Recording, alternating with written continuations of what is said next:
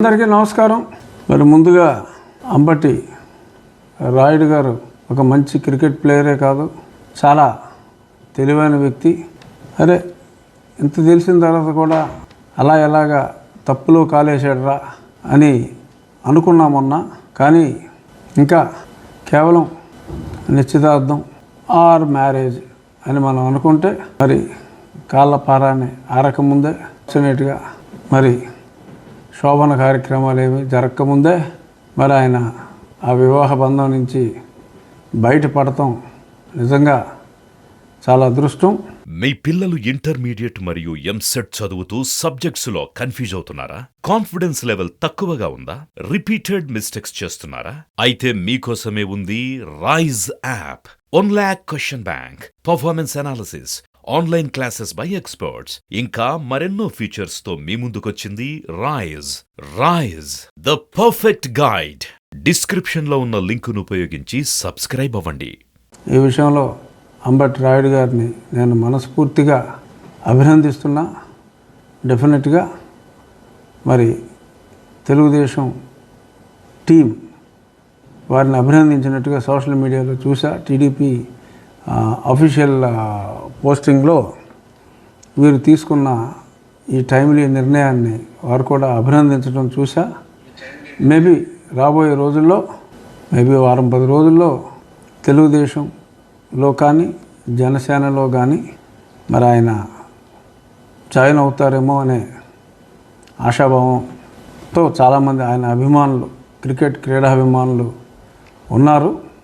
చూద్దాం మరి 10 రోజుల్లో అంబటి రాయుడు తను ఏ నిర్ణయం తీసుకుంటాడు. బట్ ఇవాళ తీసుకున్న నిర్ణయం మటుకు టాపు. అందరికీ, నాకు 6 నెలలు పట్టింది ఈ అసలు రంగు తెలియటానికి. అంటే గతంలో తెలిసినప్పటికీ మళ్ళీ రంగులు మారాయేమో అనుకున్నాను, కానీ ఎలుక తోలు తెచ్చి ఏడాది ఉదికిన నలుపు నలుపే కానీ తెలుపు కాదు అని మళ్ళీ తెలుసుకుంటానికి నాకు 6 నెలలు పట్టింది. మిగిలిన వాళ్ళకి 4.5 సంవత్సరాలు పట్టింది. ఇప్పుడు చాలామంది వచ్చేస్తున్నారు. కానీ ఒక అంబటి రాయుడికే 5 రోజులా 6 రోజులా అంతే, 5-6 రోజుల్లోనే మరి ఇది ఆ మహనీయుని వ్యక్తిత్వం, ముఖ్యమంత్రి గారి ఆ దాన గుణాన్ని కానీ, మరి ప్రజల్ని ప్రేమించే విధానం కానీ, మరి అవన్నీ కూడా 6 రోజుల్లోనే మరి ఈయన అద్భుతంగా కనుగొని మరి రావటం గ్రేట్. ఏదో కొంతమంది కామెంట్ చేయొచ్చు, ఏంటి ఎంతో పెద్ద బ్యాటింగ్ చేస్తాడు, 200 రన్లు కొడతాడు అనుకుంటే అసలు బ్యాటింగ్కే రాకుండానే మరి బ్యాట్ ఇరిగిపోయిందా అని ఈ రకంగా ఏదో సెల్ఫ్ వికెట్ ఏమంటారు, సెల్ఫ్ వికెట్ అది ఏదో పేరుంది దానికి, హిట్ వికెట్ అని అన్నారు. లేదు, కరెక్ట్గా మంచి ఫార్మాట్ క్రికెట్లోకి మరి అంతటి ఆటగాడు మరి తెలియక మరి రంజీ ట్రోఫీకో లేకపోతే ఇంకా చిన్న ఆటకో సెలెక్ట్ అయితే మరి అదే టైంలో జరగబోయే పెద్ద మ్యాచ్కి, ఏ వరల్డ్ కప్ లాంటి దానికో సెలెక్ట్ అయితే ఈ చిన్న మ్యాచ్ని వదిలేసినట్టుగా మరి రాబోయే రోజుల్లో మునిగిపోతున్న ఆ నావ నుంచి తక్షణం అరక్షణం ఆలస్యం చేయకుండా మరి రాయుడిని మనం చూసాం. క్రికెట్ ఆడతామంటే చాలా ఫాస్ట్గా రన్స్ కొట్టినప్పుడు గట్టి కొట్టేస్తాడు, టప టప టప టప, డెసిషన్ మేకింగ్ ఫాస్ట్.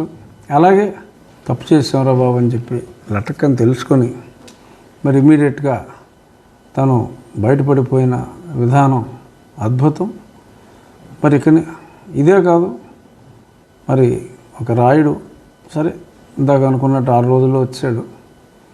ఇప్పుడు ఇంకా చాలామంది ఈరోజు పేపర్ చూస్తే ఒంగోలు జిల్లాలో సరే బాలినేని గారు అయితే నేను రాజకీయాల్లో ఉన్నంతకాలం ఈ పార్టీలోనే ఉంటా అన్నారు.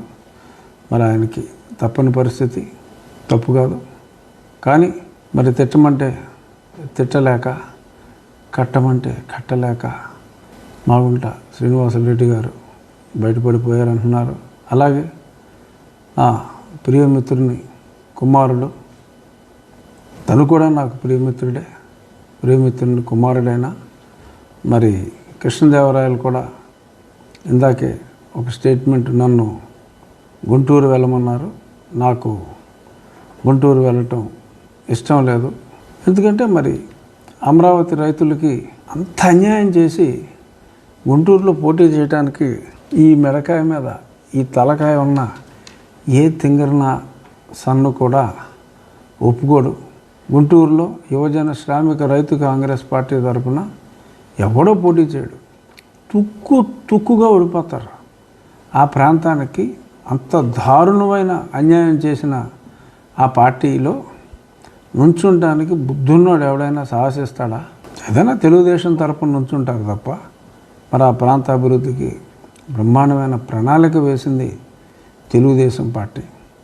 సో అటువంటిది ఎవరైనా తెలుగుదేశం పార్టీలో ఎవరు పోటీ చేసినా 100కి 100 నెగ్గే పరిస్థితి అంత స్పష్టంగా ఉంటే మరి వైఎస్ఆర్ కాంగ్రెస్ పార్టీ తరఫున పైగా కట్టిమరి కట్టిమరి ఎవడైనా వస్తాడా? బహుశా అంబటి రాయుడుకు కూడా ఈ 5-6 రోజుల్లో ఊరు బాబు ఈ గుంటూరు అంటే తోలు ఊడిపోయేలా ఉందిరా నాయన, ఇంత నెగిటివ్ ఉందా అని చెప్పి బహుశా తను కూడా అర్థం చేసుకుని ఉంటాడు. సో ఇప్పుడు కృష్ణదేవరాయలు అక్కడి నుంచి పోటీ చేయట్లేదు. సో నా ప్రయారిటీస్ నాకు ఉన్నాయని చెప్పి తను చెప్పినట్టుగా చూసాం సోషల్ మీడియాలో. బహుశా అది ఆయన అన్న మాటలైతే డెఫినెట్గా నిజమే కావచ్చు. సో అటువంటి మంచి వ్యక్తులకి ఏ పార్టీ అయినా సరే డెఫినెట్గా ఆహ్వానం పలుకుతుందని అనుకుంటున్నా.